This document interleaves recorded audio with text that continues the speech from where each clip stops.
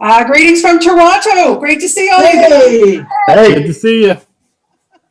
Thank you for bringing this show here for the last 5 seasons. We are, well, yeah, it's been a while. Yeah. And we thank you for that. I want to know, Daniel and Ty, I'm going to start with you guys. So Daniel, why don't you take it first?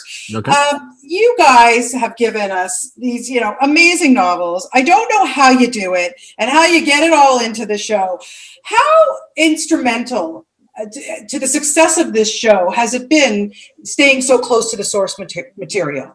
Well, I think it's a tremendous asset to have thought the whole thing through once and then go back and do it again. It's like the old idea of you learn something and then you don't use it and you forget it and you go back and you learn it and it comes back much faster.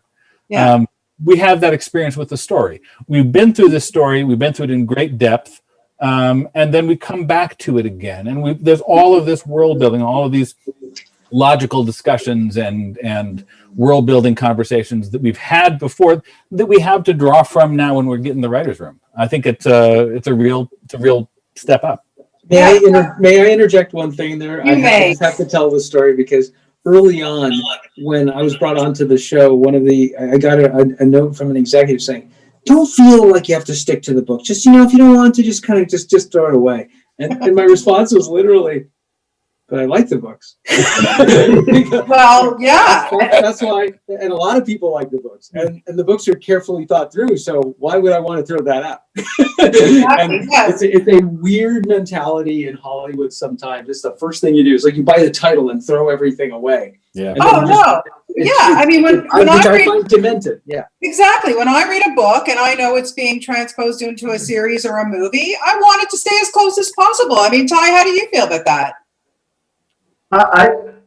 I think that as close as possible has a lot of different interpretations. I think what is acceptable? What you can actually do?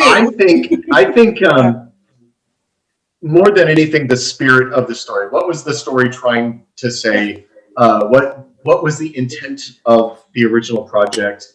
Yeah. You can have something that has a lot of structural differences. I love Peter Jackson's Lord of the Rings trilogy. I think it's amazing. It is not a transcription of those books, right. And I think it would be a worse movie series if it was a transcription. There are things that Tolkien did that do not work well in film. Mm-hmm. And there are things that we do, Daniel and I do, in book form that do not work well in film. We have entire chapters where it is a character sitting in his apartment drinking whiskey and feeling bad about himself. You can't do that on film. That's a terrible episode of television. Absolutely.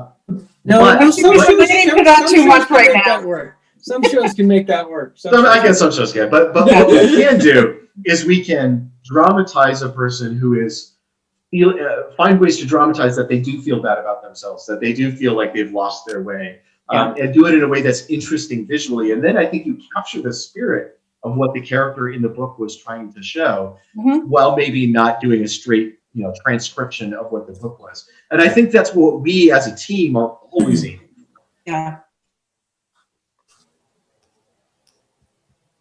Question, but I'm going to ask it. You hit the jackpot with this series. I mean, all you guys know your casting is phenomenal. Everybody is so great. So many popular characters on this. Who out of all the actors, maybe when they first started until now, surprised you the most? Maybe has developed the most? Oh, that's easy. That's Kara G. Okay.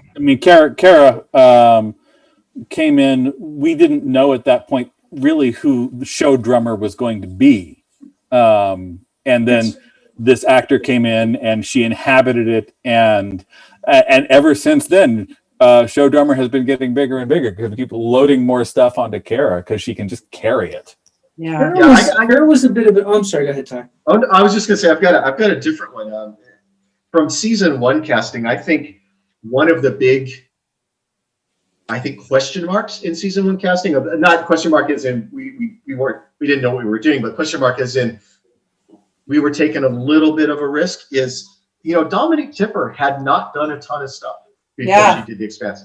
She had not been in a ton of things, and watching her grow as a performer over these 5 seasons has been pretty astonishing. The the level of performance that she gives in season 5, we put so much weight on her. Yeah, She that's carries true. so much of our story, and she just throws it on her back and drags it across the finish line over and over and over again. That was unexpected. You know, I mean, you hope the person is good, but to have somebody really rise to that level out of relative obscurity, Yeah. that's unexpected. I think. Yeah, that's a good call too. Yeah, I'm sorry, I have to wrap. I wish I could talk to you guys for an hour and a half, but congratulations on all the success of this show. Again, I thank you as a Torontonian for bringing it here and making the show here and really giving us a high profile with, you know, so many fans. So congratulations on everything. And We love Toronto. We love Canada. It's true. yeah, I hope I can come visit once COVID is all over and see you guys in person. So happy holidays to you all and stay healthy and safe, okay?